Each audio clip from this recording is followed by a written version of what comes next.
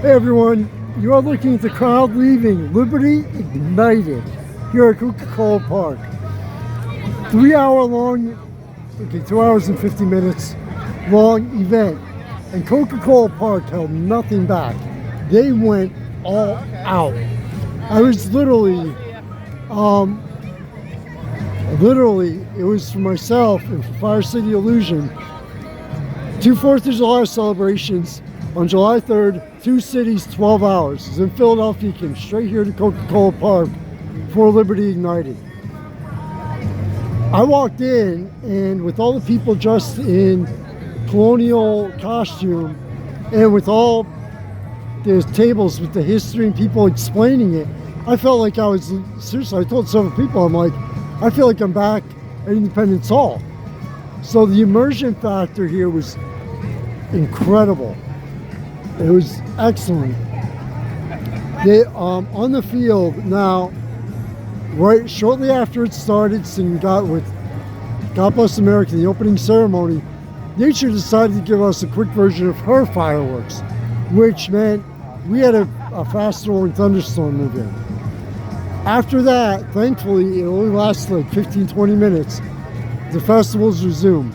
They did everything from a reenactment about the Declaration of Independence to honoring first responders and our military, and it was an excellent variety. Bagpipes, moments of silence. People asked to stand if they could, and the main reason why I did not want to miss this, and it was only $16.50 for the general admission, was the drone and fireworks show. First time, I talked to a lot of people, everybody talked to, like, yeah, they've never seen a drone show in person either. The drone show was off the charts. It was truly incredible, and it was narrated to the history, to the past, present, and future of our country and of our world. All I can say here is check the photos and videos for all the actual first-person perspective being here. The fireworks show, they said it was going to be the biggest one they've ever done. I don't know if it was the biggest one they've ever done, but it was wild. And they set the fireworks off from the field. We started really asking to check the video. I got a great video of, you can actually see the fireworks going up from the field. It was wild. They kept everything low, which is understandable. It's been very hot here in the Northeast, in case you haven't heard anything. And it's also been dry, relatively dry. So it makes sense to keep everything low and try to keep all the fallout inside the park. Now, the ending of it, I was expecting them to light up the sky, but the ending of it was different. People actually had their hands over their ears. It was fucking loud.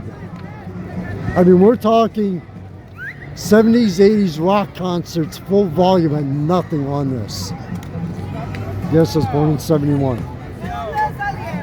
Special, I cannot thank everyone here at Coca-Cola Park enough, especially the employees who are working the stands, for the truly incredible experience.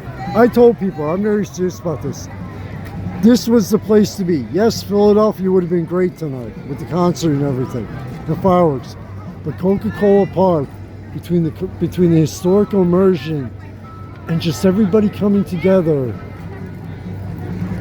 I couldn't picture I couldn't imagine a better place to be here on the 3rd of July. Going back down to Philly tomorrow, can't wait. This is one of the best 4th of July weekends in my life. To your family and friends, if you celebrate the 4th, if you're here in the United States, wishing you a happy and safe 4th of July every year. And around the world, to every one of your families, please stay safe and much success in your lives. Michael Phoenix, founder staff, Fire City Illusion, from Coca-Cola Park, Friday night, July 3rd. Happy 250, America.